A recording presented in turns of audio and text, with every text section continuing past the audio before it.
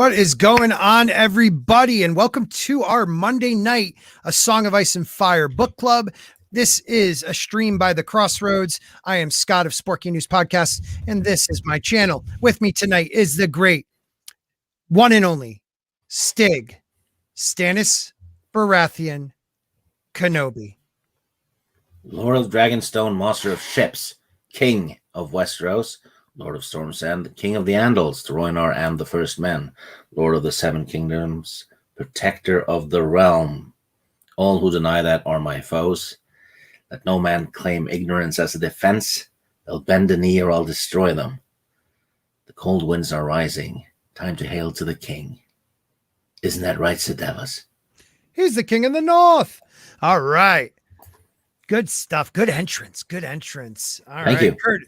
Curtis D is here. Curtis is one of, I believe he follows Jayne and Nina. And I know him from our chats sometimes on, oh, you were there the other night, Sunday night.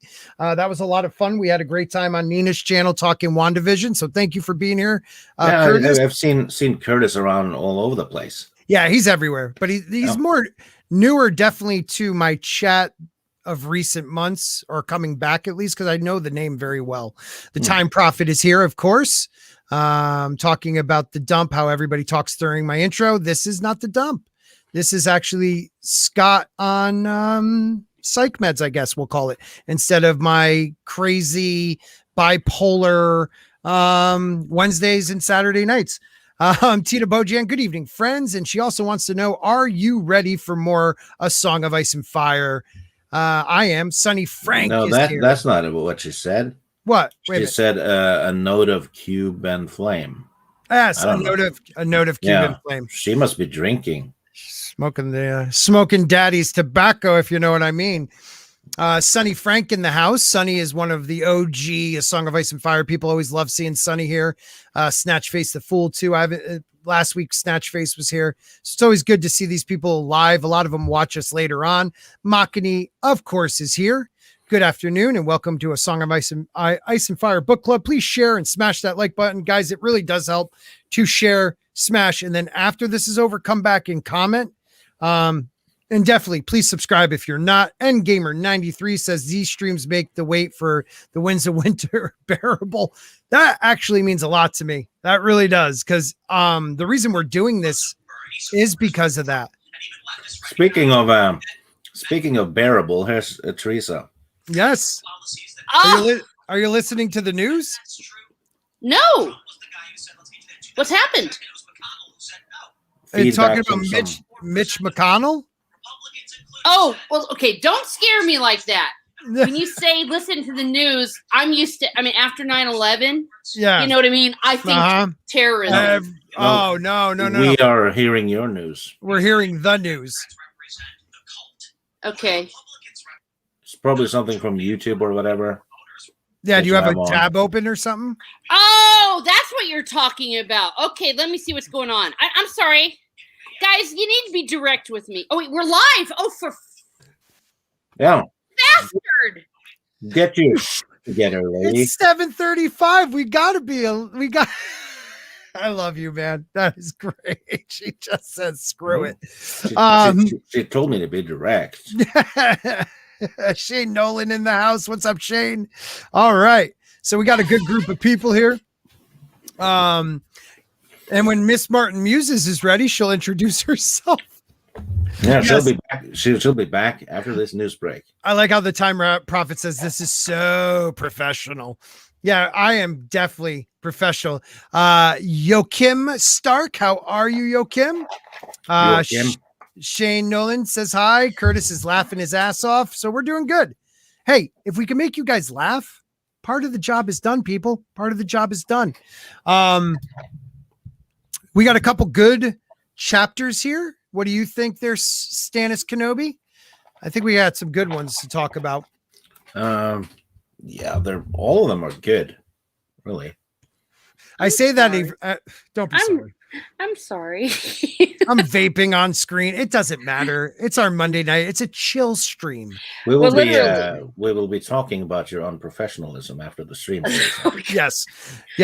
I have a good excuse. I just got out of the shower, and I guess I was in the shower longer than I thought. All right. Bow, bow, bow now. And the worst part is Curtis says, at least she wasn't in the bathroom. Well, there's a reason I'm never on Scream. Yeah. Here, let me get decent here. Yeah, do your thing. Do your thing. Okay.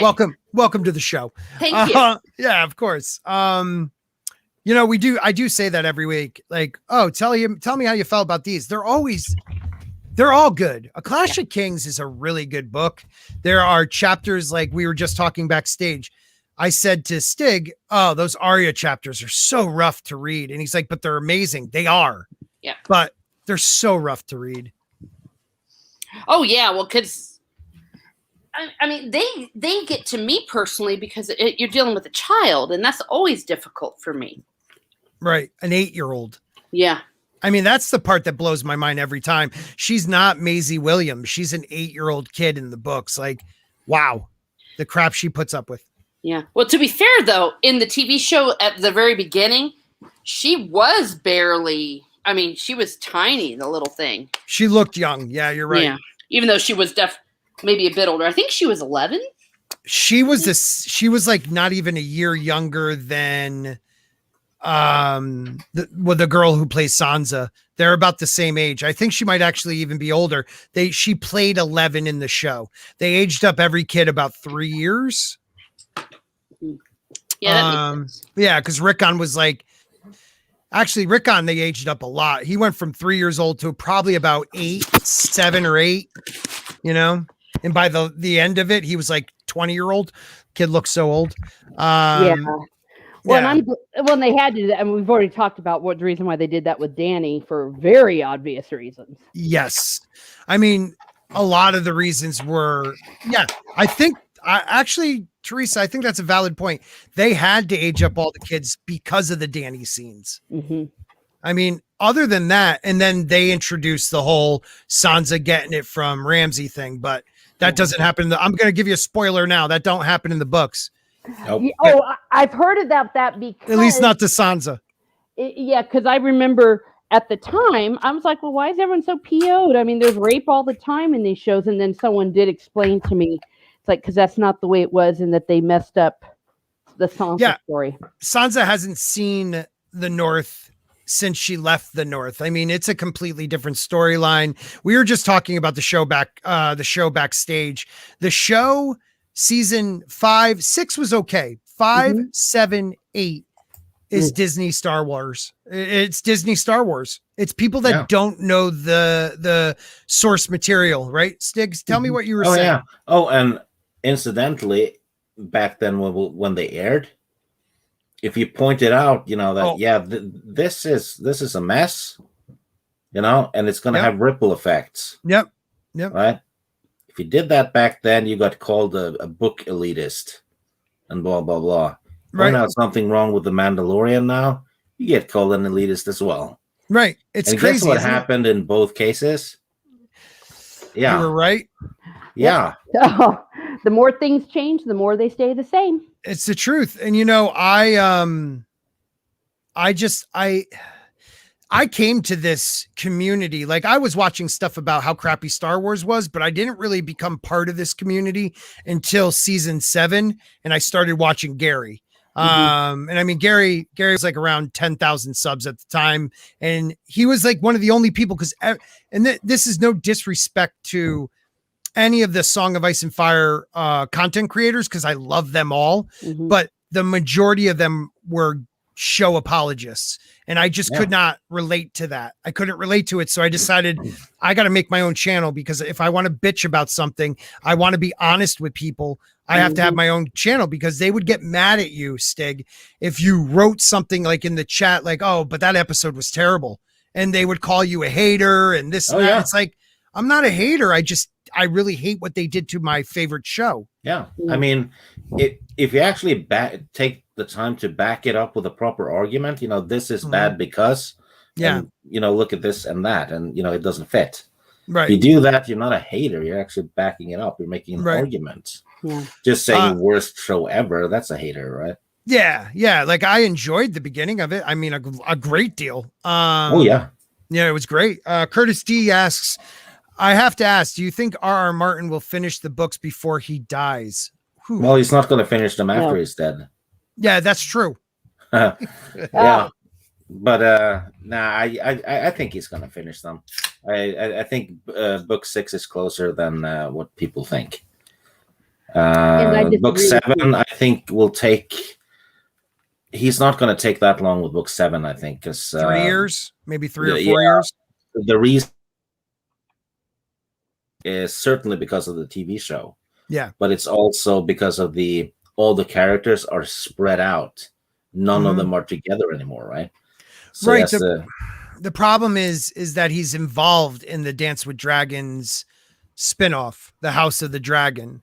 So I'm a little worried about that. And now they're doing a Dunk and Egg one. They're doing a Robert Rebellion. They're talking about like, we'll see. I'm really hoping that he just buckles down and finishes his masterpiece. Because we've all dedicated a lot of our lives to this. And the way I see it, he made a promise to you all and he needs to keep it. No one pulled a misery and put him down and said, sir, you need to write this big long series and it has to be 7 books. Right. He was the one that chose to make it as long as it was for whatever reason. I know that in the creative process, sometimes things surprise you, but hey, suck it up. Yeah. That's my opinion. And I'm speaking as a writer. So before anyone says, oh, who are you to say? Though I am a nonfiction writer, it's the same thing. You get yourself a deadline, you do it. Right. Period. If you have to lock yourself up, turn off your phone, you do it. And for the love of everything, the time I was professionally writing nonfiction, I was always aware of the fact that, holy crap, this is a privilege because it's like it's like winning the lottery. It's so hard to break into that stuff. And usually it's just luck. And I just happened to be lucky. The last thing on my mind was to go, well, I'm so brilliant and writing so hard. Right. Yeah. That's my opinion. I have a friend who started reading in 97. And his anger with George R.R. Martin is valid because he's like, look, when I started reading it, he announced it to be a trilogy and I still stuck with it. And now all of a sudden I have a feeling he's not going to finish it. It's not fair. And I said, you know what? That's a valid point. Robert Jordan did the same. He also thought it was The Wheel of Time was going to be a trilogy. And then it just grew. Mm-hmm. Yeah. So there's a lot of similar, and he passed away, but he was younger than George Martin is now. I know. When he got a blood disease, I think it was. That was sad. Real quick, Machini 90 for $5. The mod, the artist of the fourth wave, and a great content creator of his own, with his new show, season 3, coming back on his drawing show. Teresa put it this away. At least you didn't leave the mic on when you flush and you actually washed your hands like a certain proper YouTuber. Oh, hey, I might have made money if I'd have left the shower on. Yeah, right. Go ahead. Seen a lot of stuff. YouTubers don't. I saw someone wearing glasses. It wasn't sporking. You leaned too close to the webcam and you could see porn reflecting in it on the stream. Are you serious? Yep. I swear that wasn't talking about me. No, giving away my secrets. How dare you? It wasn't sporking, but and I'm not going to say who it was either. But it was a fun story. That's great. The Time Prophet says he has already finished the books. He's holding back so we don't make him write another one. Toba Moss. Hey, what's up, brother? Once he kills off a few in the Winds of Winter, it'll be easier to write. I agree with that.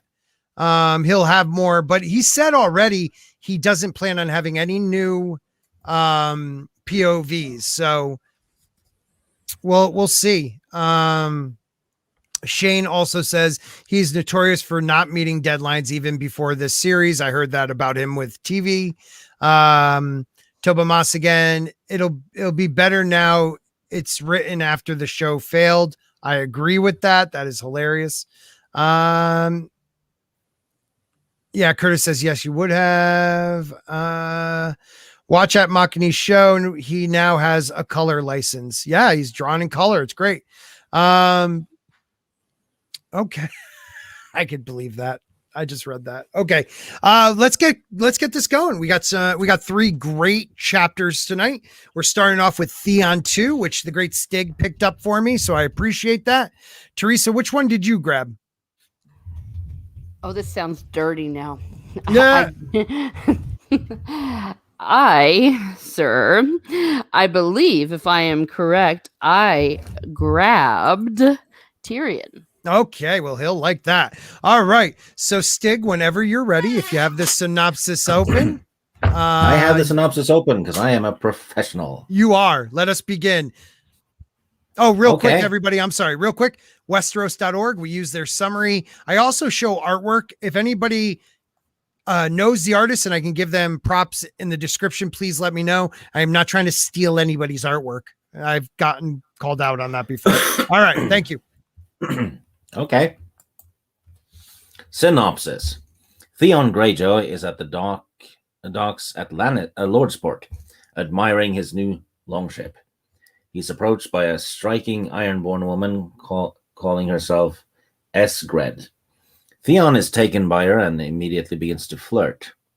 Although she responds to Theon's flirtations, Esgred informs him that she is married and pregnant. Theon is not bothered by this, telling her that he cannot father a bastard on her if she is pregnant, and attempting to sway her by informing her he is a prince. When he asks whether he should name his ship after her, Esgred tells him that he should, as she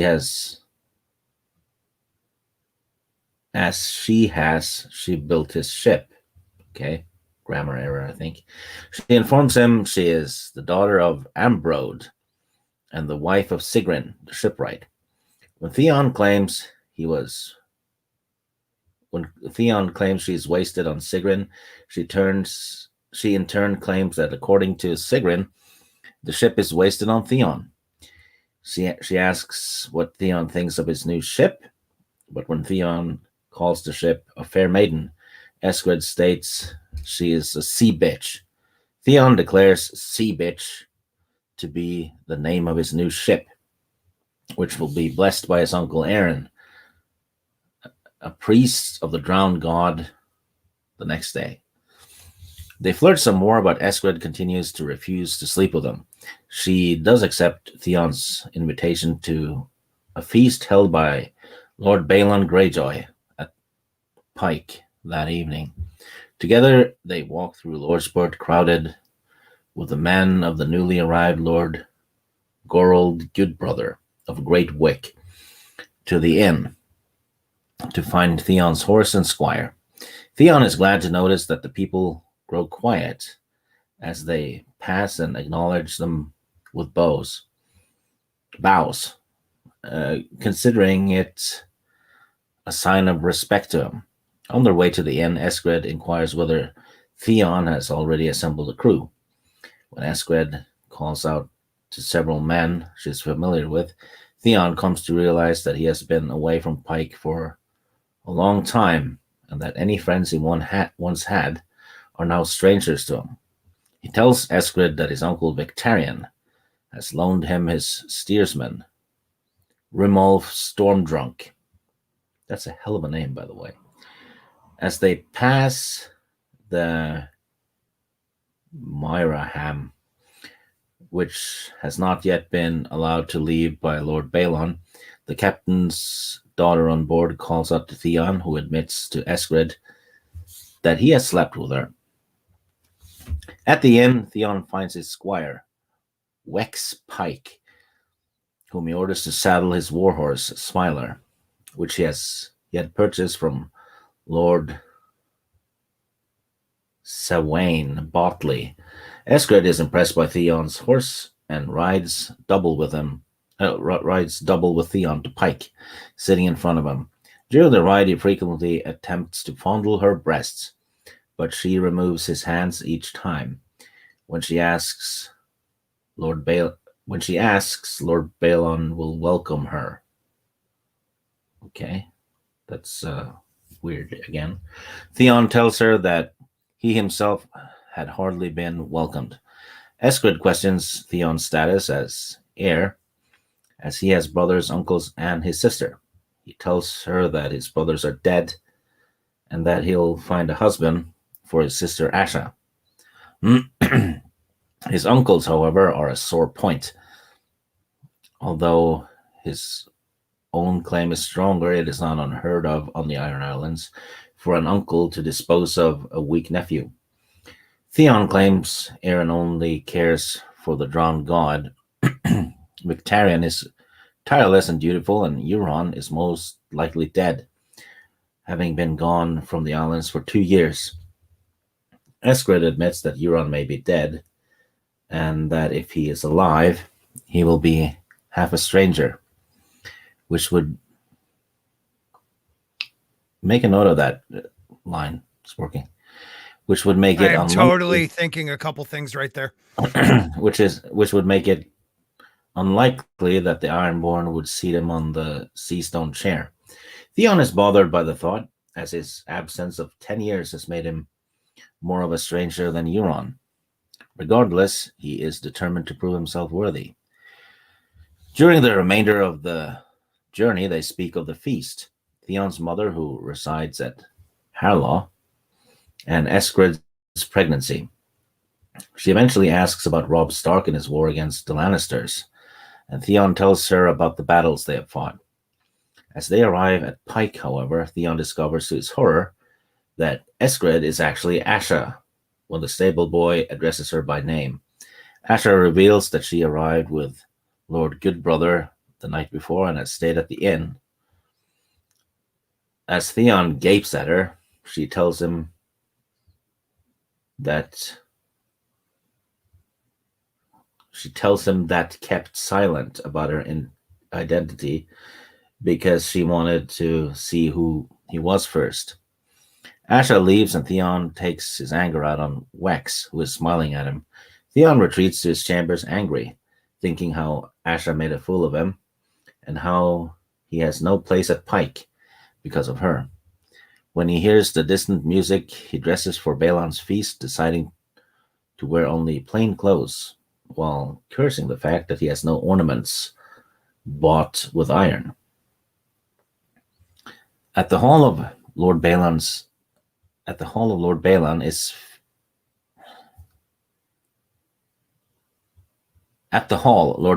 is feasting near 400 lords and captains.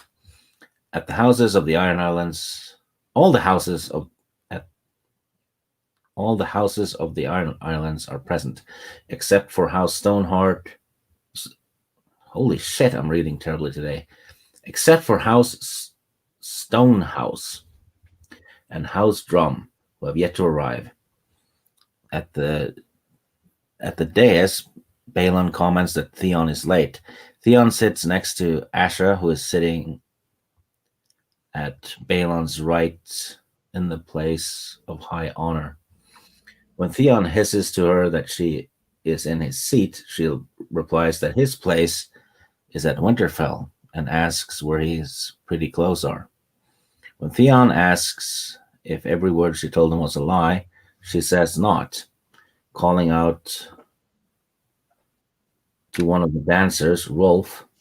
Asha catches a flying axe and splits Theon's trencher with it, telling him the axe is her husband.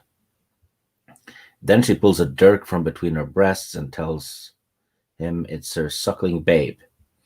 Theon realizes the entire hall is laughing at him. As Asha sits back down, she tells him he should learn about the Isles and the people on them, asking him why they should die for Theon if he does not know them.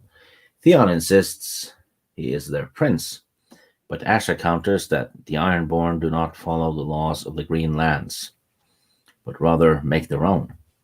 Finally, Lord Balon rises, telling them to join him in his solar when they are finished. After arguing with Asha, Theon leaves and crosses the rope bridge to the sea tower, where he finds his father and two uncles, Victarion and Aeron, in the damp, drafty Solar. On seeing him, Balon tells him it is time he heard his plans, refusing to hear any of Theon's suggestions.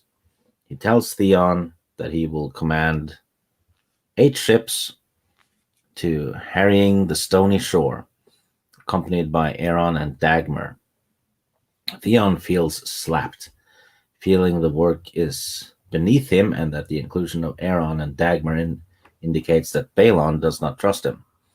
As Asha slips in, Balon tells them that she will take 30 ships with picked men to take Deepwood Motte. Victarion is to make the main thrust at Moat Cailin, sailing up the Salt Spear and the Fever River. Once they hold Moat Cailin, Robb Stark will not be able to return north. Theon tries to tell Balon that the lords hold the castles, but again Balon shuts him up, saying the lords have gone south with Robb. Winterfell may hold out for a year, but the rest shall be theirs. Theon leaves the Solar, but on the rope bridge, a sudden gust of wind causes him to stumble to his knees. Oh.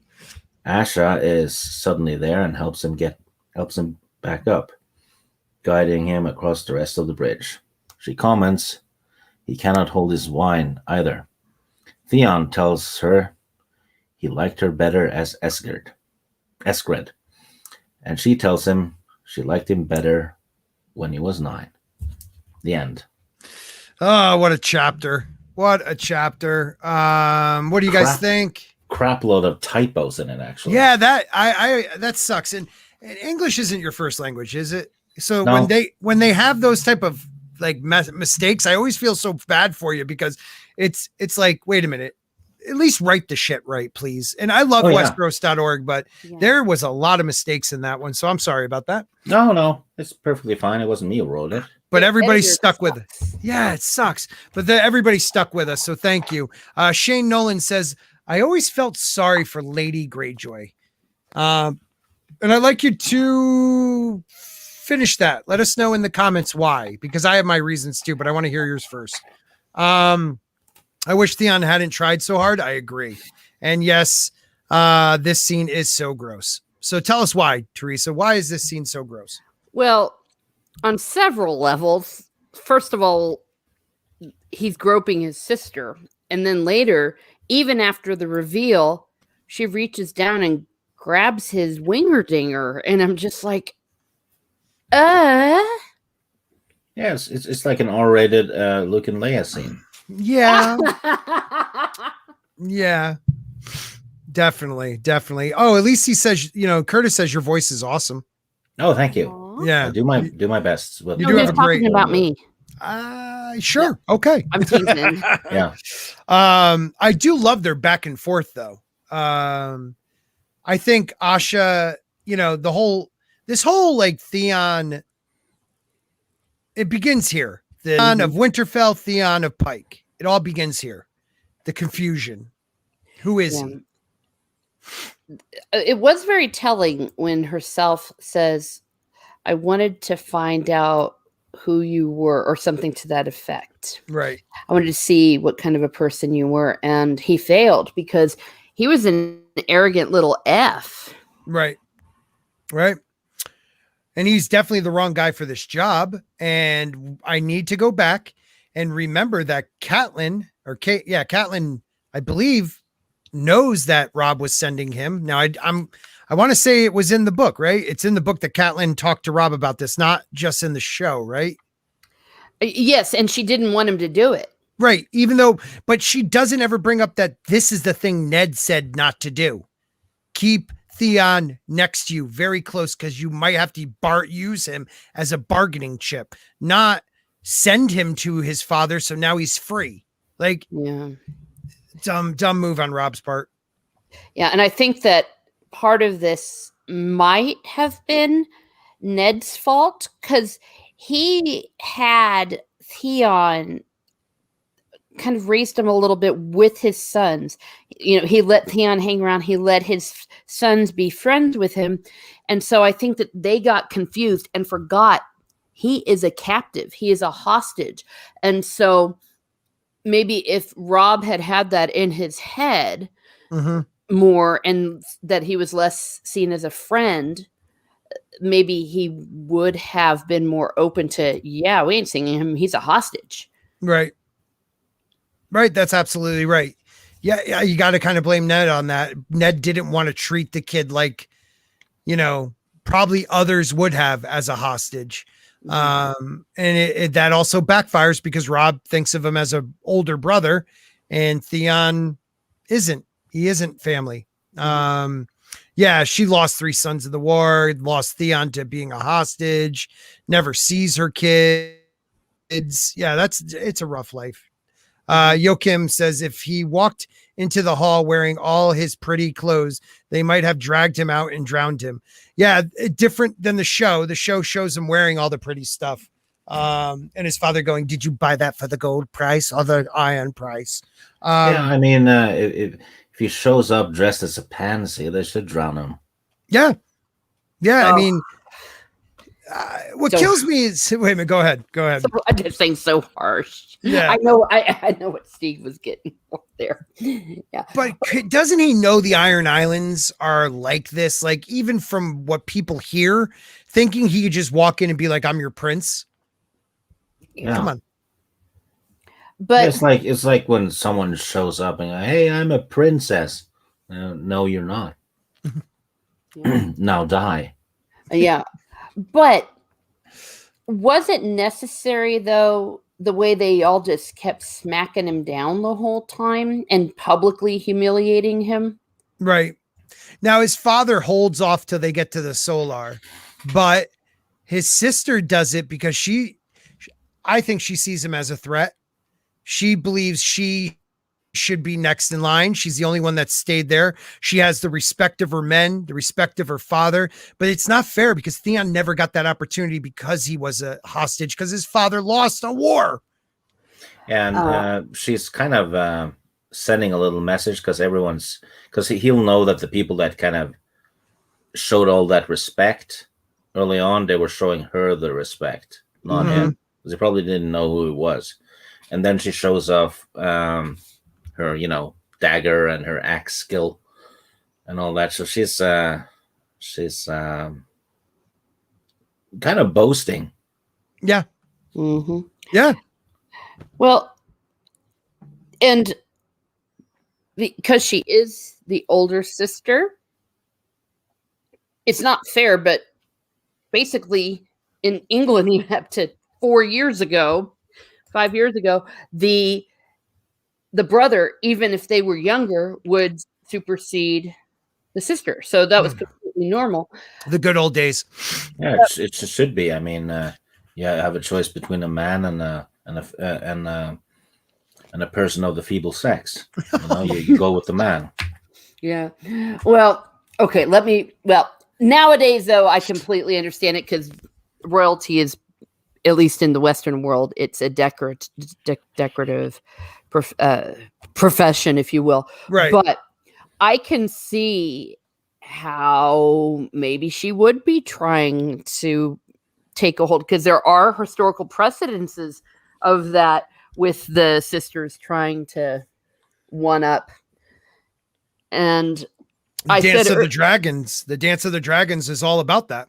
Mm-hmm, exactly. And I know what she was doing when she was grabbing him. Yeah. And it was incredibly disgusting. And maybe I should have said some context to that. First of all, it's gross because it was her brother. Right. But it was also incredibly humiliating to do that to him. It would have been humiliating under any circumstances.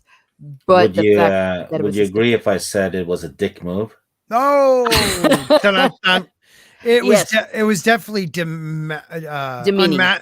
Demeaning, taking away his masculinity, like she's in control. Yeah, in one swift stroke. Right, but I mean, she did get to at least hold it. Yeah, she gave him the tip. You know? my gosh. You know, one thing that I found funny, and I don't know, this is more for Stig because he's read the books too. Totally forgot we meet Victorian this early on. Oh, me too. I forgot about that. Totally forgot he was in this book. I actually forgot when he showed up in general. But you know what? The TV show also forgot about that because in the earlier seasons, Theon is talking about his uncles. Right. But on the show, he only has one. Yeah, that freaking Hot Topic uncle. You know, and I did. It's funny you said what you said before, Stig, because I wrote this down. Euron away for 2 years. Euron that believed dead. Yeah, and he might return half a stranger. The stranger in the 7 is death. Yep. So half. Oh. Mm-hmm. And also Theon having trouble going over the bridge, the rope bridge. It was swaying. You know, that comes into a big part of the story later on. There's a lot of little setups in this chapter that I never caught before. Yeah, you know, talking about Euron, you know, that was big.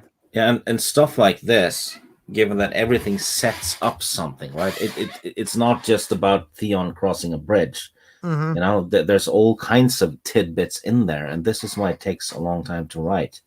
Because back when he wrote this, he only had like a few main characters. Now he has like triple that, and all of them are spread out. Right. And all of those tidbits could affect all the other characters in some measurable way. You know, right. Who knows what, who thinks they know what, who told them that, blah, blah, blah. Yeah. Yeah. It's an insane tapestry that George has been messing with. Oh my God. And unbelievable. It's not just writing a book, you know, with you know, they do this and that chapter, and that leads to a war. There's so much more.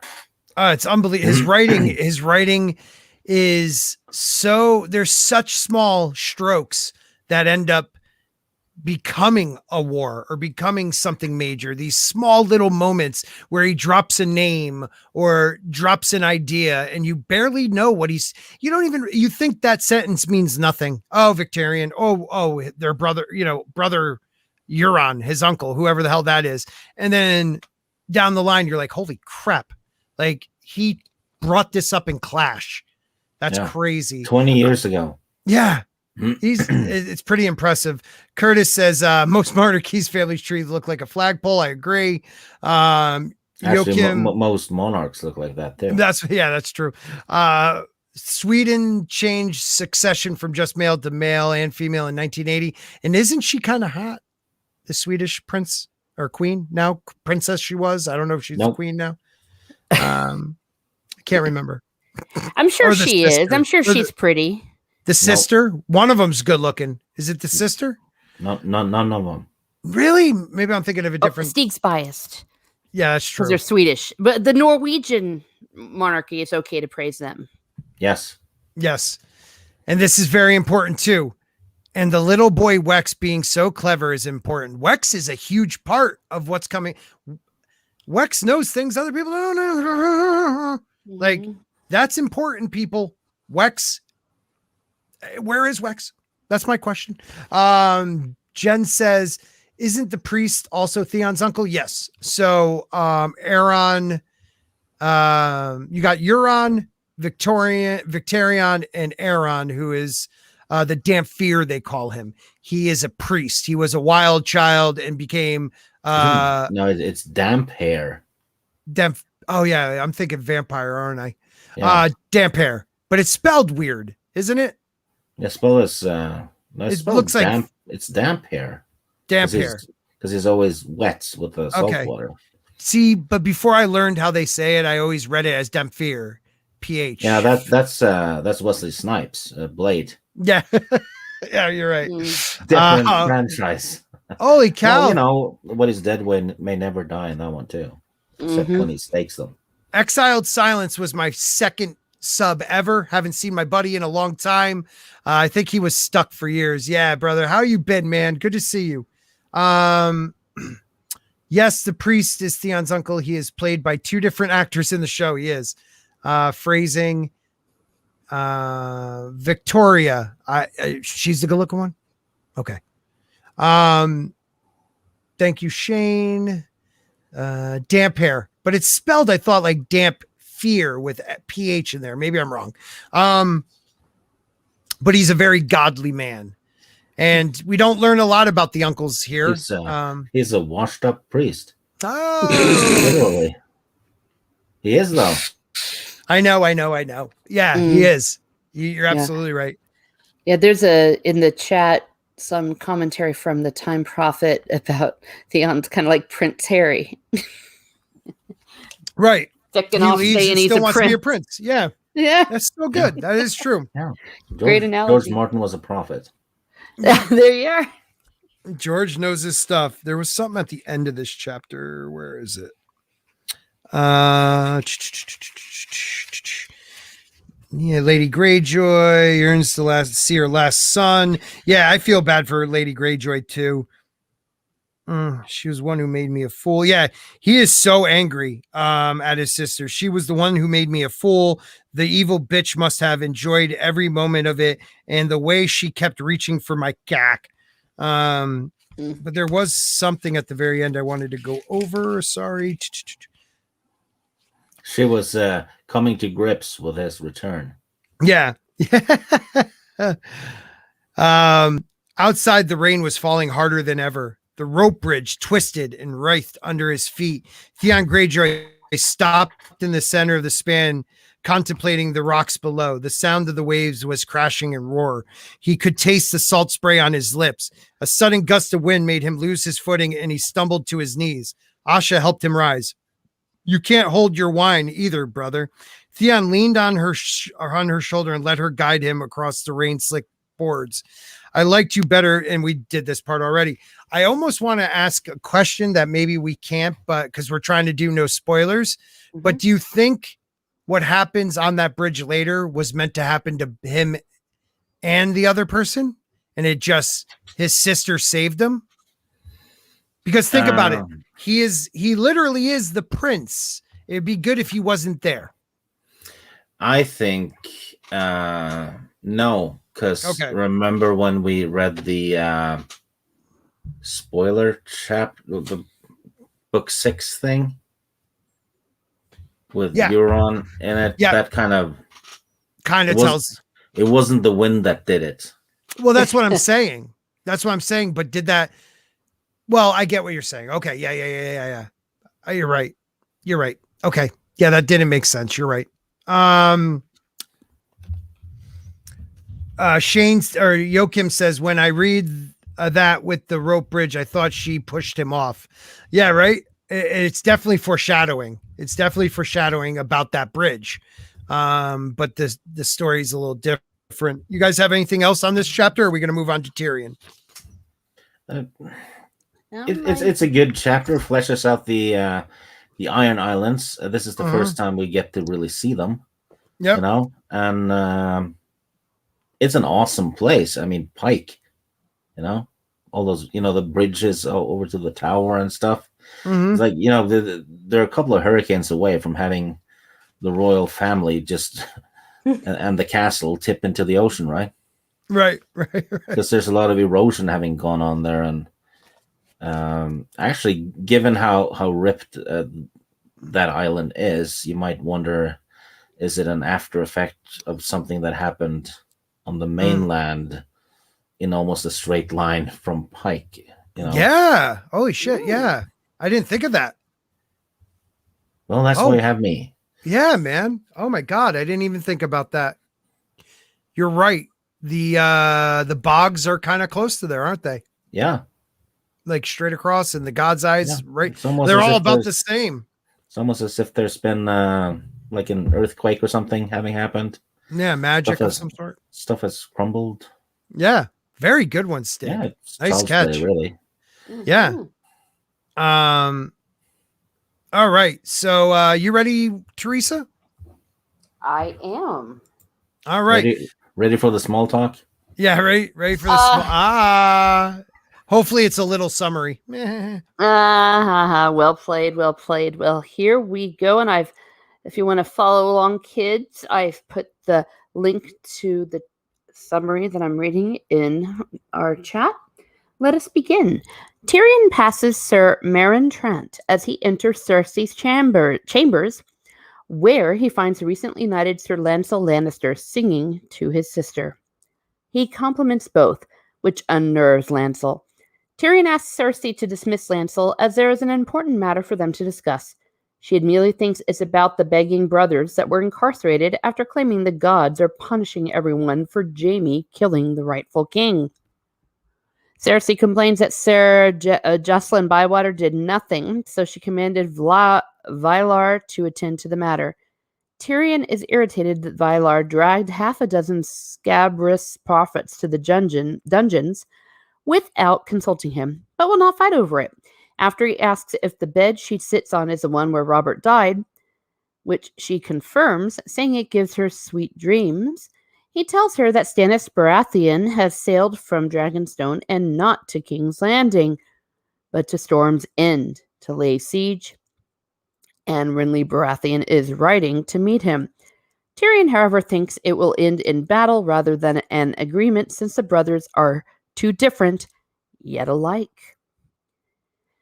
They laugh heartily, and Cersei is so happy she even hugs him. He fills 2 cups with wine, adding some powder to hers. As they toast, Tyrion wonders if this is the Cersei Jaime sees, and is almost sorry for poisoning her. Ouch. The next morning, Cersei is ill, so Tyrion holds audience alone. In the hall, there are both Lannister guardsmen in gold cloaks standing across from each other, with Bronn and Sir Preston Greenfield flanking the throne. In attendance are lovely Sansa Stark, the coughing Lord Giles Rosby, his cousin Tyrick Lannister, who recently married young Ermesond Hayford. He is teased with the nickname Wet Nurse. Sir Cleos Frey approaches, and Grand Maester Pycelle announces they cannot accept Robb's terms. Tyrion then gives Sir Cleos their own terms. Robb Stark must lay down his sword, swear fealty, and return to Winterfell.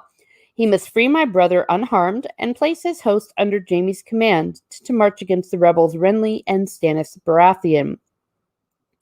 Each of Stark's bannermen must send us a son as hostage. A daughter will suffice where there is no son. They shall be treated gently and given high places here at court, so long as their fathers commit no new treasons. When Sir Cleos states that Robb will not agree to these terms, Tyrion continues with, "Tell him that we have raised another great host at Casterly Rock, that soon it will march on him from the west while my lord father advances from the east. Tell him that he stands alone without hope of allies. Stannis and Renly Baratheon war against each other, and the Prince of Dorne has consented to wed his son Trystane to the Princess Myrcella. As to this of my cousins, we offer Harrion Karstark and Sir Willis Manderly for William Lannister and Lord Serwyn and Sir Donald for your brother Theon. Tell Stark that 2 Lannisters are worth 4 Northmen in any season. His father's bones he shall have as a gesture of Joffrey's good faith." This raises murmurs of delight and laughter from the audience. Sir Cleos asks about the sword Ice and Robb's sisters. Tyrion states that he will have the sword when he makes peace, and the sisters when Jaime is released. Tyrion then tells Vylar that Sir Cleos is also to have a Lannister escort since he is a cousin, and that Vylar is to take all the guardsmen. This raises concern from Pycelle. Vylar stands stone still. Tyrion states that the gold cloaks and Kingsguard are adequate to protect the king and queen. Varys smiles knowingly. Littlefinger feigns boredom, and Pycelle is looking confused. Tyrion attempts to close the meeting, but Sir Alliser Thorne speaks up, complaining about being ignored. Tyrion feigns ignorance of him being in the city, blaming Bronn for making his friend that he walked the wall with wait. Sir Alliser wants to speak to the king, but is told he's playing with his new crossbow, which Tyrion has just given him. So Sir Alliser will have to talk with the king's servants. Sir Alliser relates how they found the corpses of 2 long dead rangers and brought them back to the wall. They rose that night and killed Sir Jeremy Riker and attempted to murder Sir Jeor Mormont. Tyrion gets assurances that the Lord Commander survived, and they killed these 2 dead men. Sir Alliser tells them that they were dead the first time, pale and cold with black hands and feet. As proof, he had a hand, but it rotted away while he waited. Tyrion thinks of the dread he felt when he was on the wall with Jon Snow. He orders Littlefinger to send Sir Alliser back with 100 spades to bury the dead and prevent them from walking. He also tells Sir Jacelyn that Sir Alliser will have the pick of the dungeons to use the spades. Tyrion is informed that the dungeons are near empty since Yoren had already taken all the likely men. He tells Sir Jacelyn to rest some more or to spread the word that there is food at the wall. Sir Alliser is not easily dismissed, trying to warn Tyrion of the danger. Sir Preston intervenes, and Sir Alliser knows better than to challenge a king's guard. Then Bronn marches Sir Alliser from the hall. Varys compliments Tyrion on how he handled the situation. Littlefinger asks if he meant to send away all his guards, to which Tyrion responds only his sister's guards. Tyrion notes that Littlefinger is not happy with him, and Littlefinger replies that he loves him as much as ever, but that Myrcella Baratheon cannot wed Robert Arryn if she weds Trystane Martell, and to leave him out of the next deception. Glancing at the knife at Littlefinger's hip, Tyrion apologizes, stating that the realm needs him. Tyrion asks Varys to walk with him. Varys tells him that Cersei will never let him send away her guard, and Tyrion replies that Varys is going to help and accomplish this by saying it is a part of the plan to free Jaime. Varys is to put the thief, the poisoner, the mummer, and the murderer in crimson cloaks to join the rest of the guard escorting Sir Cleos, for among 400 Lannister men cannot be watched closely.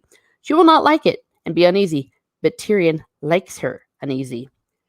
Sir Cleos leaves that afternoon, escorted by 100 Lannister guardsmen. That same afternoon, Tyrion finds Timett dicing in the barracks and tells him to meet in his solar at midnight.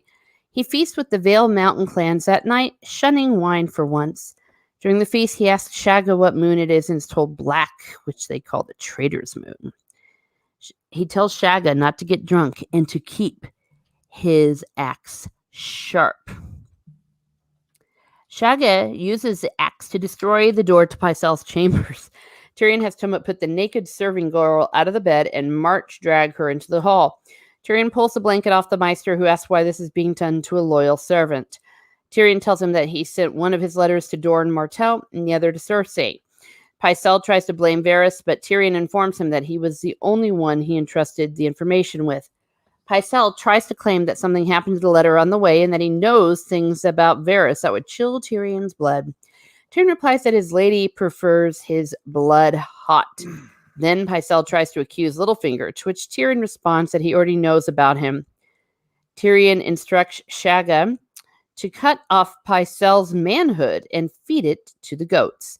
When Shagga states there are no goats, Tyrion tells him to make do. Shagga first takes most of Pycelle's beard with his axe as Pycelle sprays everything with urine. Pycelle tells Tyrion he did everything for House Lannister and to ask Tywin. He said he was even responsible for convincing Aerys II Targaryen to open the gates. Tyrion, shocked, states, so the sack of King's Landing was your work as well. He then asks him how many he has betrayed. Aerys, Eddard Stark, himself, King Robert, Jon Arryn, Prince Rhaegar. Pycelle pleads that Robert was a wretched king, that Renly was plotting to bring Mace Tyrell's daughter to court and have Cersei supplanted as queen. Tyrion asks what Lord Arryn had been plotting, and Pycelle explains that Jon Arryn knew of Cersei's incest. Pycelle also knew that Lord Jon planned to send his wife back to the Eyrie, his son to foster on Dragonstone, and that he meant to act on his knowledge. Thanks to Shagga's axe making closer and closer shaves of Pycelle's neck, Tyrion finally gets him to confess that he had a hand in the death of Jon Arryn by assuring he wouldn't receive effective treatment because he knew about the father of Cersei's children. He tells him he knew that Cersei wanted Jon dead, but could not say it since Varys was always listening. Then Pycelle attempts to blame Hugh for the poisoning, telling Tyrion that Varys can tell him. Disgusted, Tyrion orders Pycelle thrown into one of the black cells. When Pycelle is gone, Tyrion searches the quarters and collects a few more small jars, thinking how he wished Pycelle was the one he could have trusted. Varys and Littlefinger are no more loyal, just more subtle and thus more dangerous. Tyrion suspects his father's method might be best. Send for Lin Payne, have all 3 of their heads mounted above the gates, and be done with it. Dun, dun, dun. Great job. Thank you. All right. Well, that is a good chapter. That is a really good chapter. Who would like to start? What's disturbing though? You have a guy who's probably 100 years old. Mm-hmm. He's naked. He has a bad shave, and he's pissing everywhere. Yep. It's disturbing as heck. And I feel bad for that serving girl. Yeah, and it's almost octopus-like. I mean, his last defense mechanism is to spray the ink, right? Oh my gosh! Do you know one fun fact? Fun fact: Parcells was in Empire Strikes Back. He is the he was Admiral Veers. Right, took Hoth, right? General Veers. Yeah. General Veers. Mea culpa. General Veers. Yes. I have a better one. He is the main villain in For Your Eyes Only, which is a Bond movie. Mm-hmm. And Charles Dance plays one of his henchmen. There we are. Wow. Yeah. And he was the bad guy in Indiana Jones. Oh yeah. Like Teresa said, he's the guy. Wait a minute, he's in the first one. He's the archaeologist. Last Crusade. He's from the wrong cup. Yeah, he chose poorly. Yeah. And he voices the spider in Harry Potter, the giant spider. So he's in almost every major franchise. I didn't know that. Damn, I thought I was doing good. You guys taught me some shit. And I personally got to work with him, and I can say that he is a consummate gentleman, and he is an amazing human being. That's awesome. You're gonna have to tell me about that at another time. The serving girl was 12, by the way. Yeah. Wow. That's wow. She served at noon. Now all I could say is, for me, the Tyrion chapters in A Clash of Kings are some of George's best writing. I really believe it. They're so good. I mean, he just speaks. It's like Tyrion is just awesome. Yeah. I like how he now doesn't he bust in on Cersei and Lancel in this chapter? Not this chapter, no. Oh, that's the next chapter. Oh, I screwed that up. That's okay. Damn you. Oh man, I might have read the wrong chapter. No, I must have mixed them up a bit. No worries. So I do love that everyone thinks it was Varys who opened the gates, had the Mad King, but it was actually Parcells who truly got him to open the gates to Tywin, and they sacked King's Landing. Like, even Tyrion was taken back by that. Like, that's knowledge no one has. Everybody thinks it was the spider, and it was actually Parcells that had him open the gates. He's a snake. He is, man. He turned on everyone he worked for. Everyone except for Tywin. Yeah. And why is that? Why do you guys think that? There's piss puddles to prove it. Yeah, that's true.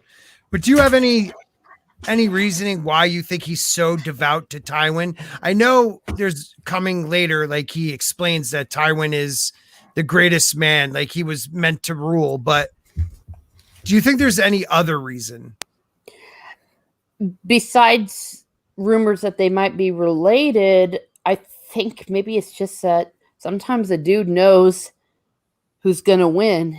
And if he had to bet on anyone, it's best to bet with siding with Tywin. I think he just sucks up to whoever's in charge. See, I disagree. I think he has a weird fixation on Tywin Lannister. He has done anything, and there's a hierarchy of Lannisters he'll do things for. Like, he doesn't consider Tyrion a Lannister, but he'll do whatever Cersei asks. He'll do whatever Tywin asks. I mean, he went against, Rhaegar, Robert, all of them for Tywin. I wonder if he was a Lannister before becoming a Maester. Yeah. We never get that info. Yeah. Well, I mean, that the rumor is that he might be, and I might be just going by the TV show. I may need to double check, but he's blonde. Right. Well, yeah. I mean, he's old. It's gray, but he does have that Pycelle, the name, like, what is that? Because a lot of the names go with other names. You have Marcella, Pycelle, like they kind of flow. We've talked about this before, I guess. I think this so. is starting to sound familiar. Yeah, and Aries and Varys. Mm-hmm. Right. Yep, for the Targaryens. Yeah. Right. Gold. I do love Alistair Thorne part. It made me realize something, like Alistair Thorne's like, they came back to life. I brought you this hand, but it rotted because I've been waiting so long. But it goes to show you why the White Walkers need to bring the cold with them. They say the legend is the cold comes when the the other comes, when the White Walkers come. And it's because without the cold, they can't, the dead whites would decay too quick. So by making it frigid cold, their whites never decay. They never decompose, because that hand was still moving up at the wall. It was cold, but once that cold went away and he went south, it started to decay. So that's something I never noticed before. I know it might not mean anything, but it was kind of interesting to me. Or it could be that the hand is now too far away from whoever cast the spell, Right. That's to actually lose the magic the closer they get to King's Landing further south. Because, a slight spoiler, later on in the story, someone who can do magic feels more powerful near the wall. That's true. I forgot it. Yep. No, that's valid, man. I didn't think about that. Yeah. I was struck by this, the Sir Alistair. I didn't realize that he'd made his way down to King's Landing. And even though he's a man of the Night's Watch, didn't he side with the Targaryens? And that's part of the reason he went to the Black Watch. Yes. So he has no love for the Lannisters. Not at all. Not at all. And Tyrion has no love for him. So I think Tyrion took him, like, if it was Euron who brought the hand, I think he would have took more. He would have heeded his word more, but because it's Alistair Thorne and they butted heads at the wall, I think this was Tyrion not taking to heart what he had to say because he doesn't like the man. Yeah. Hell hath no fury than a man humiliated. Exactly. And what is a shagger? What's a shagger in England? Is that a someone that screws somebody? Yeah. Hey, shagger. I'm just joking. I don't know if the Aberdonians are sheep shaggers. I learned that from a friend of mine that's from Scotland. I have no clue what that even means, but okay. It's if you're from Aberdeen, Scotland. You do sheep. I got you. I'm with you now. I'm with you. And then he flips this off. Yeah. You have to put the fingers forward, otherwise you're flipping this off. Yeah. I like how he denies killing Jon Arryn, but he does say he didn't help Jon Arryn. Mm-hmm. Yeah. Oh, side note about Tyrion. When he was at the wall, he did not believe in, grumpkins and all that. Right. So that might have colored his reception of Alistair Thorne and his message. Right. I didn't think about that. You're actually right. You also, I like when we're at the small council and Littlefinger is fanning boredom, and he's really upset. He's really upset with Tyrion. You see, it's almost like the first chink in Littlefinger's armor that you get to see in these books. This affected him. Then the idea that he will not get Harrenhal affected him, because Harrenhal brought the control of the Riverlands. He wants to control the Riverlands. He wants to have power. And when Tyrion lied to him, he could not hide this, which he usually does really well. So I thought that was kind of cool. Also, Riverlands are where the Tullys are. Exactly. What else did I write down? I like how he thinks of Tywin's justice. Like, maybe he should have just cut off the 3 of their heads and just been done with it, but he doesn't. Tywin would have been like, you know what? Kill them all, put their heads on a spike, let everybody know this is what happens to you. But Tyrion thinks about it, but doesn't do it. He even says it. He's the realm needs you or whatever. And Littlefinger is good at getting money, and they're about to go to war with a new army, right? Possibly two. And we also hear like how involved a little bit later, like Tyrion's studying the journals and the books, and he realizes how involved it is. Like he made himself important by making it difficult to figure out where the money is, who owns what, who owns. It's better to keep him alive, because if you kill him, people are just going to keep coming saying, the crown owes him money. And he likes Varys, but Pycelle's, kill the old man. You can't trust him. He's always going to do something for Tywin and and Cersei before Tyrion, and Tyrion even thinks that, like, I wish I could trust him, but he can't. I also love Shagga in this. Shagga's awesome. Let's see. Anything else? Cutting his beard was awesome. I don't really have much more. I confused. I think I read ahead. So I wrote a bunch of stuff about Cersei and Tyrion and the, her shitting. I do like how he took away guards, Cersei's guards. He's going to replace them with his own. That was a good idea. Like you see Tyrion very slowly playing this game really, really well. Mm-hmm. Oh yeah, he's playing the Game of Thrones. He's born to play it. Yeah. Tywin sent Alistair to the wall. He didn't go because he wanted to. Shane said he sent him. I didn't know that. Okay. Well, yeah, and quote unquote, yeah. I mean, it wasn't exactly. Yeah, it was an offer you can't refuse, right? Yeah. I do want to make a comment, perhaps in comparison with the TV show. Besides season 4 of the actor who played Tyrion, this season 2 scenes also solidly earned him every Emmy he's won for doing this show. Mm-hmm. Like I even remember thinking that when he won it for the season 8, he didn't really win it for season 8. It was just his body of work was amazing, even when the show went to crap. But I just remember season 2 was when you were just, dang, look at him go. Yeah, he was amazing in season 2. Yeah, he was the only, him and Sean Bean were the only ones that from the beginning, that's who they wanted for those 2 roles. Mm-hmm. Everybody else was up for grabs. Those were their 2 wish lists and they got him. So, I mean, he's an amazing actor. He really is. I love him in Elf.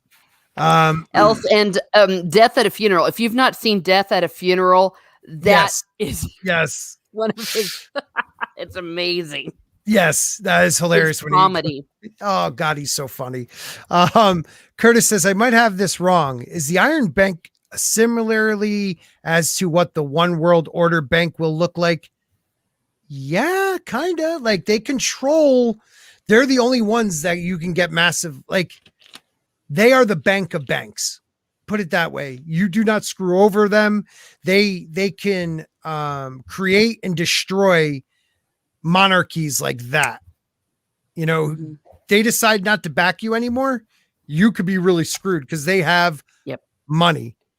And they may have also people that work for them that also live in Bravos, but that's for another story. They give you offers you can't refuse. Which actually it's interesting that they later on backed what is a clear underdog. Yes. Yeah. Really fits into one of those theories I saw not long ago about a lot of people being in on it, I guess. In the north, and that guy with the special greatsword that is supposed to be dead. Right. Yes, I'm with you on that. Yes. Yeah, I just want to say Tyrion maneuvering is fantastic. His request, his rebuttal to Rob's request is hilarious because he knows Rob will not accept any of it. And he's just trying to, give his father time to figure it out. It was good. It was definitely a good chapter. Other than that, I have nothing left on that one. And anything else for you guys?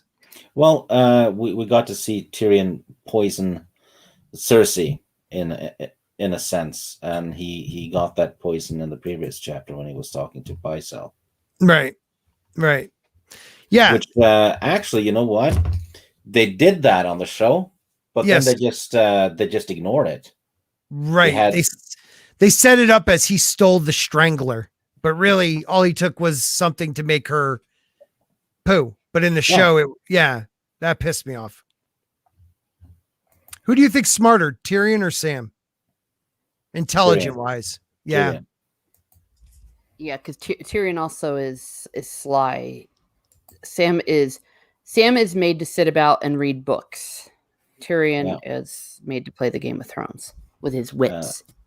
Sam is Sam will read it and remember it, but Tyrion will understand it and the deeper meanings of things. Yeah. Sam also Sporking is quite frozen. Oh, he sure is. I was just thinking that Sam belongs in a library or in a manuscript scriptorium for the rest of his life. I don't know if that actually happens in the books, but yeah. Okay, you guys hear me? Oh, yes, we can hear you. Yeah. Okay, I need a minute. Okay, good, because I'm having some tech issues here, but it looks like I'm back. Okay. Wow, that sucked. I was about to have to plug in my router instead of trying to use Wi-Fi. God, I hate this thing. So I should have my computer sometime soon. It's going to be awesome, everybody. But thanks for everybody, members, super chat, stickers. Your computer is like the winds of winter. Oh my God. It's getting closer every time, but and I keep getting updates that just piss me off. Can't do the landing. Can't nail it. All right, I'm going to try to read Arya. We'll see how it goes. Oh my God, this is a long one. Okay. Arya, chapter 26, Westeros.org. Fear has become part of Arya's daily life as she walks the hard. Oh God, hold on. Sorry. Got to put my glasses on because I want to keep it away from the mic. Harder rutted roads among a group of prisoners of Gregor Clegane and his men, a kind of fear she had never known until she was held captive in the storehouse at the shore of the God's Eye.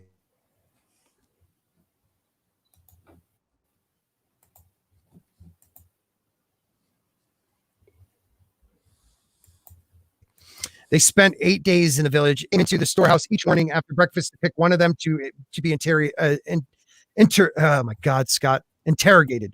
The village folk did not dare to look at him, maybe hoping they would escape his attention, but there was no way to hide from him, no way to be safe. He just chose whoever he liked. There was a girl he picked on the 4th day who had slept with a soldier 3 nights running, yet the soldier said nothing. There was an old man he picked on the 5th day who had mended their clothing and declared so often that his son served in the city watch and did all for Joffrey that the other prisoners had actually started calling him all for Joffrey. There was a young mother with pockscar face who had told Clegane everything she knew on the exception they would spare her daughter for it, only to see her daughter be picked the next morning to make certain the mother held nothing back. The interrogations always went down the same way. They were done in front of the whole group so that everyone knew what happened to rebels and traitors. They called the ordinarily looking man who did the questioning the tickler. He was assisted by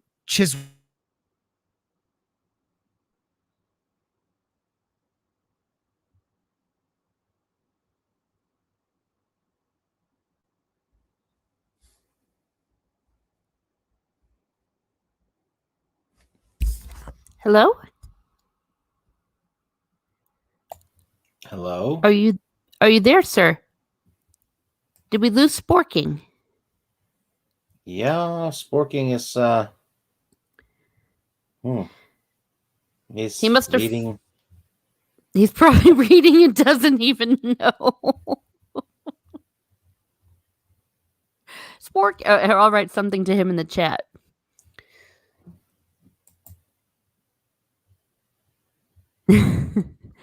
But oh, there he goes. Oh. He's gone. All right, maybe he's trying to come back in. Well, now, would that really be Robo Spork, or would that be Silent Spork? I don't know. Okay. Well, how's this for fun? I'll go ahead and I'll just keep reading. Miss Martin will keep it going. I think it was around the interrogations always went down the same way. They were done in front of the whole group so that everyone knew what happened to rebels and traitors. They call the ordinary-looking man who did the questioning the tickler. He was assisted by Chiswick, the old stoop-shouldered man who smashed Arya's head when they caught her, or by someone else, with Clegane just watching and listening until the prisoners died, which they invariably did.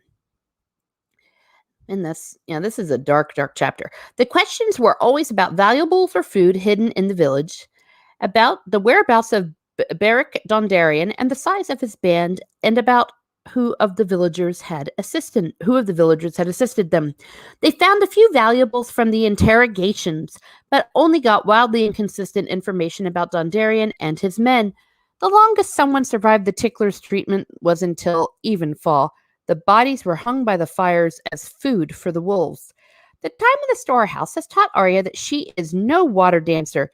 Syrio Forel would have never let them knock him down, take his sword, just watch as Lomi Greenhands was killed, or sit meekly by in that storehouse doing nothing while others died.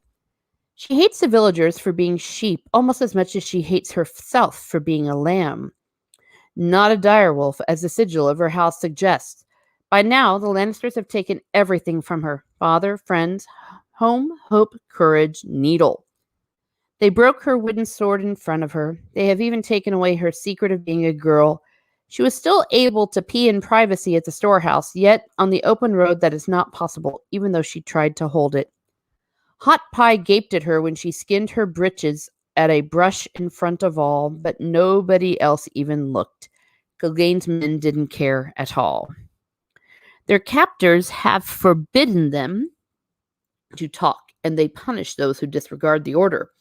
As Arya has learned herself by getting her lip broken, they smashed with a spiked mace the face of a boy who wouldn't stop calling for his father. Then Rafe the Sweetling killed the boy's mother as well when she started screaming. Arya sees no purpose any longer in being brave, so she watches people die and does nothing. One woman who was questioned tried to be brave, but she died screaming, just as the rest did. There are no brave ones left on this march, only women and children and very old or very young men. The other men were chained to the gibbet and left as food for wolves and crows. They only spared Gendry because he admitted that he had forged his helmet himself, as blacksmiths are too valuable to be killed.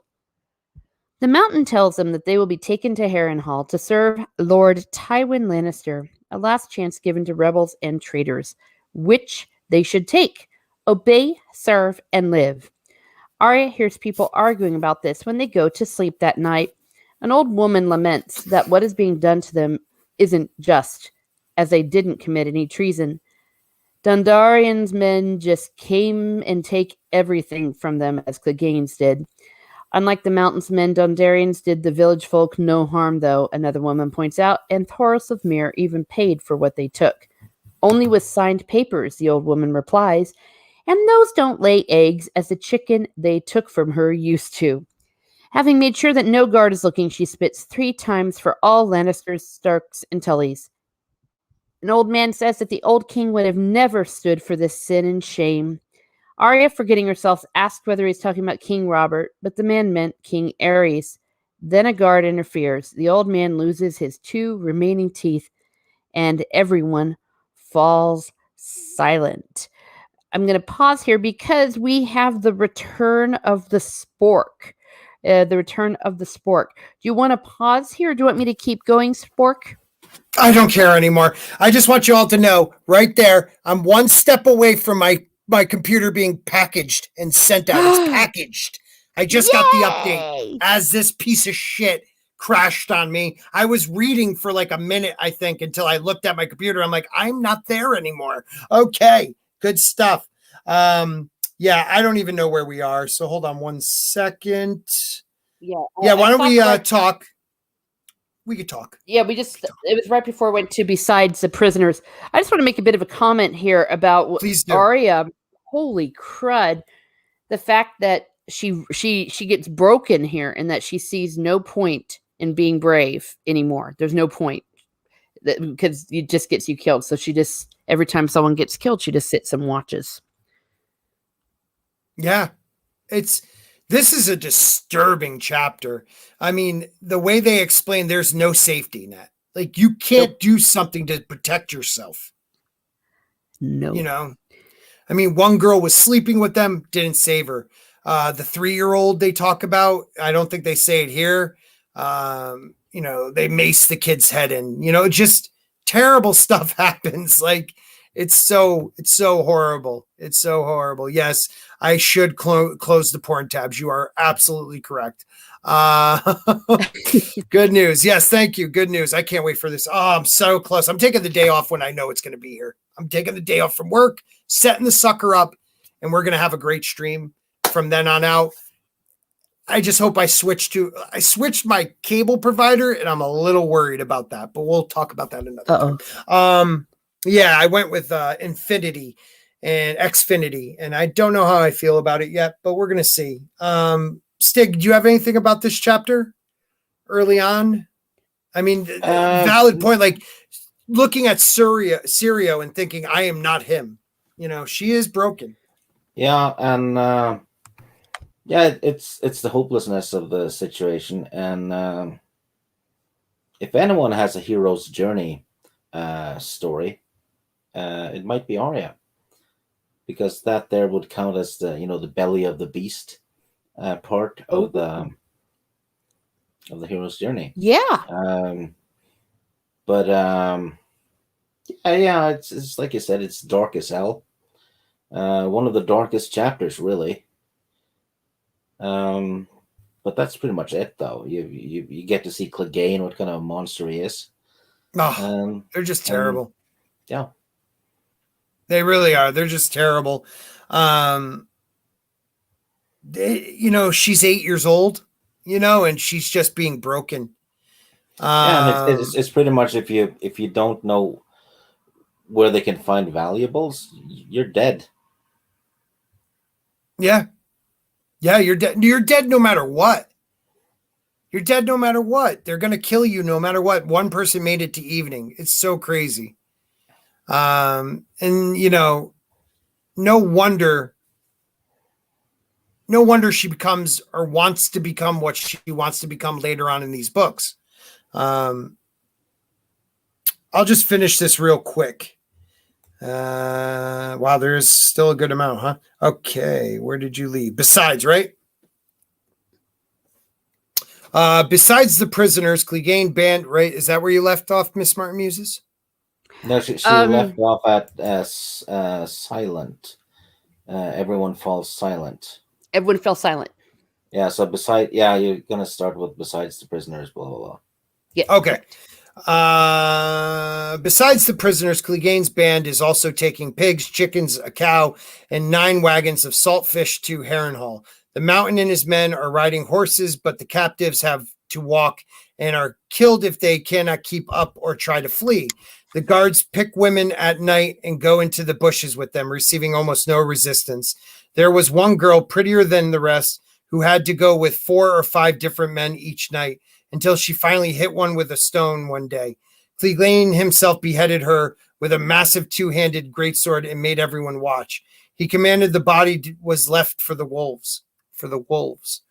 Arya has a side look at Needle, worn at the hip by a black-bearded, balding man called Polliver. thinking how good it is that they took the sword from her, as she would have used it to stab Clegane that moment, and that would likely have ended with her being left as food for the wolves as well. Polliver is hardly the worst of the lot, Arya thinks. By now she knows every one of Clegane's men, when they were only nameless strangers the night she was caught. It's important to keep in mind who of them is lazy or brutal, smart or stupid. The one they call Shitmouth has the foulest tongue she had ever heard, yet he will give you an extra piece of bread if you ask, while jolly old Chiswick or soft-spoken Rafford will only hit you. Arya observed them and listened to their talk, polishing her hates with the way Gendry used to polish his helmet. She hates Duncan for wearing Gendry's helmet, Polliver for taking Needle, Chiswick for thinking he's funny. She hates even more the people she knows are responsible for the death of one's close to her. Raff the Sweetling for the death of Lamy, Armory Lorch for the death of Yoren, Meryn Trent for the death of Syrio, the Hound for the death of Micah, Ellen Payne and Joffrey and Cersei for the death of her father, Fat Tom Desmond, and the rest even for the death of Lady Sansa's direwolf. The Tickler is almost too scary to hate, though. There are times Arya almost forgets that he is coming along with the band, as he is completely inconspicuous when he isn't torturing people. Just another soldier, and actually quieter than most of them. Arya has started whispering to herself the names of the people she hates. She does it every night now. In Winterfell, she used to pray with her father at the Godswood and with her mother in the Sept, but on the road to Harrenhal, whispering those names have become the only prayer left to her. Finally, the trees give way to more open landscape of hills, streams, and fields, and the occasional burnt holdfast. After another's day march, they get the first glimpse of the towers of Harrenhal rising hard against the blue of the lake. Prisoners keep telling each other that things will get better at Harrenhal, but Arya is not sure about this, as she remembers old Nan's stories about castle built on fear with mortar black heron mixed with human blood, but where he was roasted with all his sons by the dragons of Aegon the Conqueror nonetheless. The castle is only a few more miles off. Arya thinks yet they walk almost 2 more days before they reach Lord Tywin's army, encamped west of the castle in the scorched remains of a town. The stench from the overflowing latrines greeting them as they approach, telling Arya that the army has been here for some time. The sheer size of Harrenhal makes it deceptive to the eyes from afar, yet the gatehouse of the castle alone is as large as the great keep of Winterfell. Arya can see the tops of 5 immense towers from outside, seeing their grotesque and misshapen form, looking like an old man's gnarled, knuckly finger groping for the sky. She now believes every word old Nan told about how stone melts and flowed like candle wax, turned into searing red as they sought out Harren where he hid. Hot Pie does not want to enter the castle, declaring that there are ghosts within. Chiswick gives him the choice of joining the ghosts or becoming one, so he walks in with the rest. In the echoing bathhouse, they have to strip and scrub themselves in tubs filled with scalding hot water. The process supervised by 2 fierce old women who talk about them like they are newly acquired donkeys. When they examine Arya, Goodwife Amabel is dismayed about her feet, while Goodwife Hera has a closer look at the calluses she received while training with Needle. Hera believes Arya is a farmer's daughter and got them from churning butter. She tells Arya that she can earn a higher station in life if she works hard, but will be beaten if she doesn't. Ask for it. She does not dare to give away her true name, nor does she want to use Ari. Thus she says Lamy called her Weasel, the name of the first girl that comes to her mind. Abel thinks the name is appropriate. She declares that Arya will lose her hair as it is filled with lice and will be assigned to the kitchen. Arya says she'd rather tend the horses.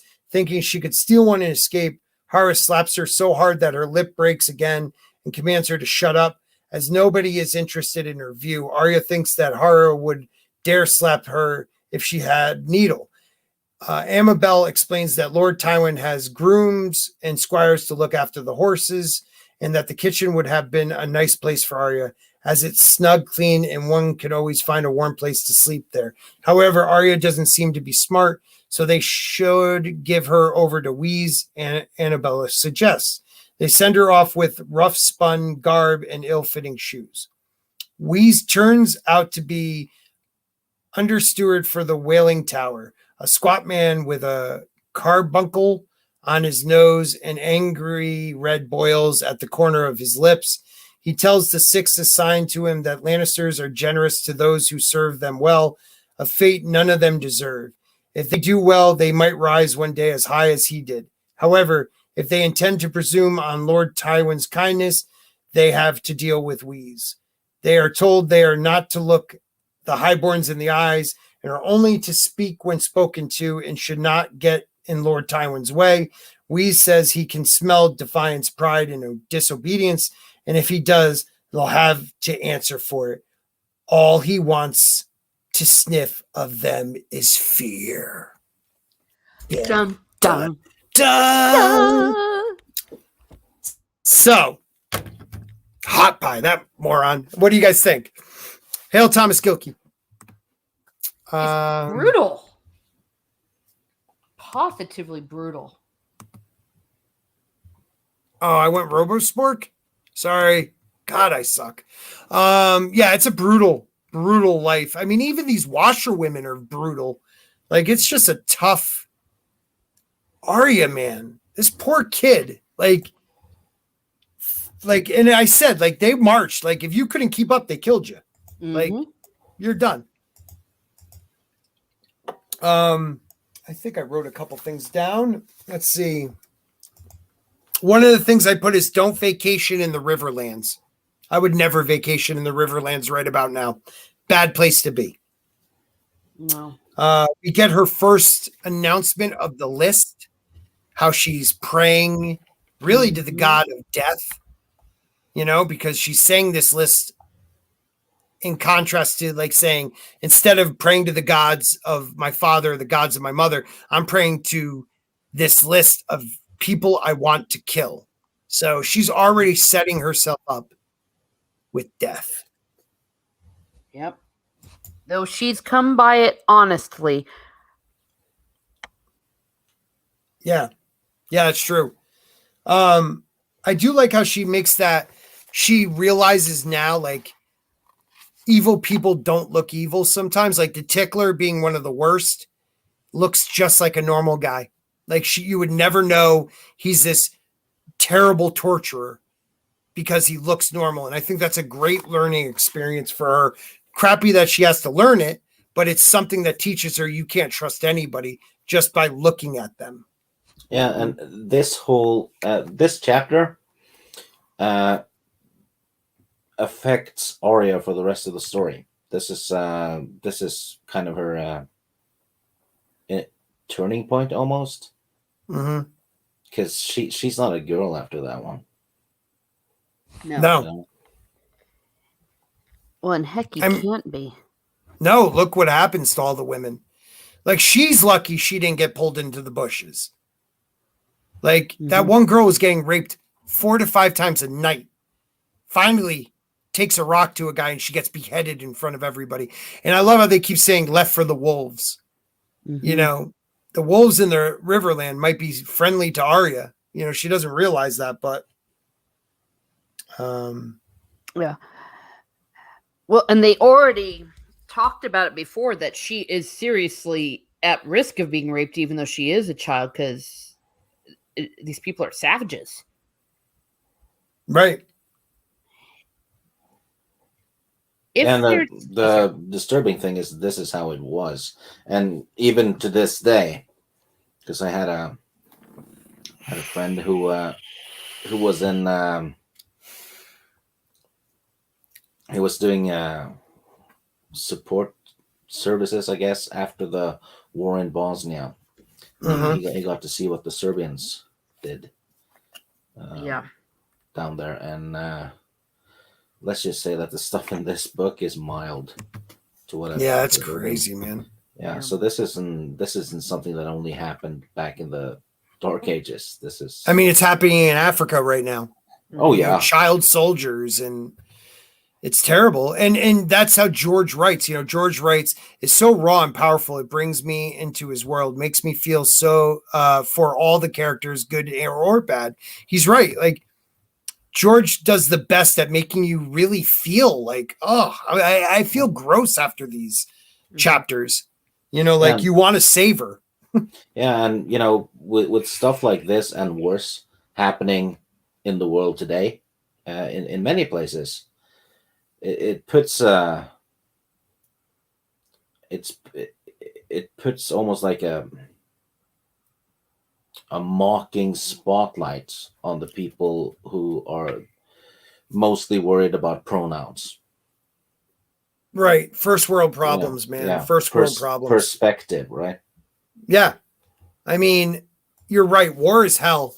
I worked with an old time Vietnam vet, and he said to me, the kids of your generation and younger, they need a real war, a real bitched out war. And I was like, what do you mean? He's like, you need to be drafted. And I'm like, I'm 45 freaking years old. He's like, no, but the kids need to be drafted and learn that, when their computer goes down, that's not the end of the world. That there's more to life than bitching about pronouns. I mean, people die every day horribly. And George captures that and puts it in a fantasy spin. But this is a war. I mean, this is an anti-war series. And he really gives you the ugly part of it, man. Yeah. Another analogy of what this reminded me from history studying with the Holocaust is, some of those death marches that they would go on. And also in the Pacific Theater as well, it almost reaches a point where death is welcome. It's so horrible. And I'm sorry, go ahead. No, I was just thinking about what you were saying about being drafted. Our generation is the first in America, those of us that are now in our 40s, that were not drafted. Yes. And my father's generation was the last ones. It was Vietnam. But my grandfather, when he was 20, he was over fighting real Nazis, lying in a field in Normandy, getting blown, watching his friends getting blown up. My dad did not go to Vietnam, but my uncle did. When he was 18, he was over fighting in the jungles of Vietnam. And, it's just. Well, you think about it. World War One, you can even go Civil War, World War One, World War Two, Korea, Vietnam, like every generation battled, came home, and wanted a better life. And, I see it with my friends that are second and third generation Italian immigrants. Their parents came over and were stone workers, masons, things like that, broke their bodies doing it. And their kids want to be the next Jersey Shore stars. Like, you lose that idea of what freedom in that American dream is. And like people like this, like what I caught was really amazing is the what do you call them? Not the free folk. That's the North. Like just the local villagers and stuff. They wish King Ares was still in charge. Throughout the books, Ares is the most vicious, horrible person we hear about, but that's only to the lords. He is the people only knew peace, mostly probably because of Tywin, but they see that as Ares' reign. Ever since Ares has been gone, Robert's had, his rebellion, then the Pike Rebellion and other little skirmishes. He had never really took care of the people. Now there's wars everywhere, fields burning, people dying, losing everything. They wish to have a tyrant back because he treated them better than what they have now. That's crazy. And that's how most tyrants get in charge. But it oh gosh, it's just so horrible. And though we're thinking about it from an American point of view. I had that's true. A good gentleman friend that was German way back in the day in my younger days, and they had mandatory. 2 years, all men had to serve in the military or in some sort of civil service. And because he went into the medical field, he served with EMTs and stuff like that. But it was mandatory. Oh yeah, like in Israel. Yeah, everybody. And, Norway. You guys have to join? Yeah, 12 months. Wow, man. It gives you some type of sense of country, though, I would guess. Yeah, our military is actually rated higher than the Israeli one. Really? Yeah. Hot damn. I did not know that. No, watch out. I'm sorry, go ahead. We don't boast. Well, that's true. That's not in maybe there's something to be said about that. Is it only males that have to do mandatory, or do females as well? Only men. Because, male privilege. Probably why it's rated better, right? Male privilege. Well, no, and that's the other thing. We're really getting off topic here. It's like, in history, okay, maybe sometimes it sucked to be a woman, but we're not drafted, Mm-hmm. we're not in combat. And actually, I'm in favor of male. I'm really going to get in trouble of male only military in certain roles for several reasons. Yeah, you're going to get knocked down for that one. They're actually changing the criteria of the entry, like physical fitness, like exam for the Army for women, because they say it's too hard. And that's why I'm against it. Don't you want warriors? Like, I don't think someone who looks like me should be in the Army. Like, I want some corn-fed, barley-eating farmer boy or some mean-looking inner-city kid. I want mean people to be my warriors. If you have like a big tank that costs a bunch of millions, right? You don't want a female driver in it, would you? Oh shit! Well, no. I mean, my thinking of it. I mean, and I'm far beyond the age, of course, regardless. But you're going to get these women killed. That's the thing. Just by lowering the entrance requirements, that's not going to make war any less deadly. Right. You're right. You're right. I'm with you guys on that. Really quick, back to the story though. Old Nan, we get another like Old Nan was right story from Arya. Like Old Nan is always right. That's all I'm going to say. She is always right. Whatever she says becomes gospel, and I wish we had more of it. But I don't have much else to say on this chapter. It's just a gruesome, I like how we get the list. She goes through all the shit that people have done to her and her family. Like, it's just so rough to think about what this poor kid has been through. She's people killing Lami, Yoren, Syrio, her father, even Lady, just all the horrible stuff that people have done to her family and friends. So this is the beginning. I don't know. Anything else with you guys, or we're going to call it a night? No, sorry. No, go ahead, Steve. Well, I was just going to say is that this chapter just shows off the basically the casualties of war that people don't really think about. People in camps and all that. What is done to civilians. Other than that, there's not a lot of story. It's a lot of exposition, isn't it? Yes. Of the cruelties of war. But yeah, but the Arya chapters though in this book are awesome. Yeah, they're awesome but terrible. Yeah. Yes. Sonny Frank says it. I like what Sonny says. I'm not going to read it because it could be a spoiler, but yes, Sonny says it. You see how easily it is for her to go the path she goes. Yeah, that she takes. But I hadn't even thought about it until Stig said it earlier about this being part of Arya's hero's journey. I never considered that, but this is exactly. She's in hell right now. Yeah.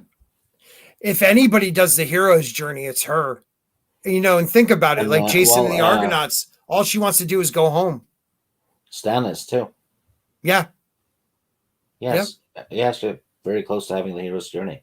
You know what? If let's say there's World War II, right, and the Allies want to destroy Berlin, all they really had to do was send in a few hundred tanks with female drivers and tell them to reverse park in Berlin. That city would be destroyed in a few minutes. If you get Sporking's channel canceled, so help me. I don't even know what to say to these things half the time. I just let him go with it because I love it. Curtis, thank you, brother. Thank you. Anybody who serves, I respect that. I respect that highly. My dad served, my grandfather served, so I respect that highly. I was too much of a drug addict, but I'm better now. Yeah, let's end it there then. Thank you guys for coming out tonight. This was a fun one.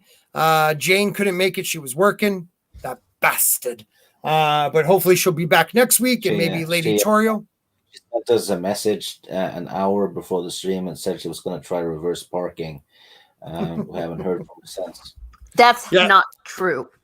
I can't confirm or deny that. God, come on. That's not true. I love it. Miss Martin Muses, tell them where they can find you and a little bit about your channel. Oh, well, you can find me on Miss Martin Muses, where I muse about what makes me laugh, makes me cry, makes me happy, makes me sad, or just really tick me off. Lately, what really ticked me off is Lethal Lightning, but in 1 hour, you will see the video where I not only revealed to him what he did, because he still doesn't know what he did. And I told him, well, if you don't know, and I will also forgive him for what he doesn't know that he did. No shit. And I also look for some more cheese videos coming up, and apparently a Mentos. You forgot about that review. Oh my gosh, I'm in trouble. That's twice I warned you, Miss Martin.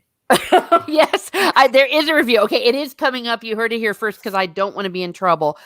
There is the Day of the Tentacle, a game from the 90s. I just recently played at the behest of Sir Stannis. The review will be forthcoming. It's an old LucasArts game. I never heard of that one. Loads it's awesome. Of fun. It's like Indiana Jones and the Fate of Atlantis and stuff like that. Point and click adventure games. Wow, I like that. That's cool. Maybe when I get my new computer, I could do it. Wow. Really, Curtis, thank you. Scott, Gina Carano interview was one of the most incredible interviews I have ever seen, and I have a video on it, so check that out. Thank you, Teresa. You are the best. Guys, I love watching your videos. I don't always comment, but I should. I should comment more on people's videos. I can't wait to see this Lethal Lightning one, though. I'm intrigued. You left it out there like a hanging fruit. I'm ready to pluck it. Just want to pluck it. Thank you for coming tonight. As always, you make the panel a little more classy. And somebody who does not is Kenobi. Hi. Gosh. What am I supposed to say? Tell people that you really want them to join your channel. You love making content. I'm actually getting close to having to do another top 5. So yeah, that where means are I'll you? have to do. You almost at 600? No, I'm at 500, almost 530, I think. I don't know. Nice. But other than that, I'm on this channel, and then also on Mondays, I'm playing trivia with Geek Blend and awesome. Open Airlock and stuff on their channel. That's a lot of fun. And on Thursdays, I'm on OG Star Wars talking about Star Wars EU stuff, reviewing beautiful human being, great channel. Yeah, I'm wondering if she and I might have an anniversary soon, to be honest, because Been there for a long time. God, another month or a month and a half, we might have an anniversary. And we're not even through the second book. Well, actually, I looked at it, and we're past a third of this book now. Are we really? Yeah, because it's 70 chapters, and we just did chapter 26. Oh, wow. Yeah, you're right. You know what? There's like, how many pages? Now, chapters is a smarter way to go about it. But yeah, I mean, there's almost like 1,000 pages in this book, and we're in like the 450 range. So not bad. We're doing good. We're kind of cruising this time. Because last time we would do like, I would say 3 chapters, but we'd ended up only doing 2 a lot of the time. So we're doing a lot better. Yeah, and I think also more often than not now we have smaller panels. Yeah. Which means, there's less people to talk about the chapter. Yeah, but I also think we ripped through it pretty quick. When we had the 5 of us, we did a great job ripping through it. So it's good, though. I like how this is going. Scott, you should ask Will Jordan, a.k.a. The Critical Drinker, to do a book club on his books. I would throw that out there for me. Yeah, I would love to do a book club with him about his own books. I really want to know which one is the one I should start with. But I've heard good things about his books, so I would like to check those out. I've read some of his synopsis of his books. He's a talented writer. Let's see. So thanks everybody. I'm losing it because I'm tired. Thank you for coming tonight. This is our chill stream, our Song of Ice and Fire. If you like kind of no hold bards where I can't control any of my panelists, and they say whatever they want, make sure you guys are here Wednesday at 7:30 p.m. Eastern or Saturday 9:30 Eastern p.m. also for the dump and the Humpty Dump, where I have no control over what happens. And hopefully my computer's here by next week sometime. It's packaged. There's only one little tab left, and it's called shipment, people. I'm hoping they ship it out tomorrow. Take care, everybody. I want to thank my Littlefinger level members. That's Tina Bojan, Who Knew, Jack D, and Toxic Man Flu. I hope everybody has a great evening. This one goes out to the rest of my sporkers.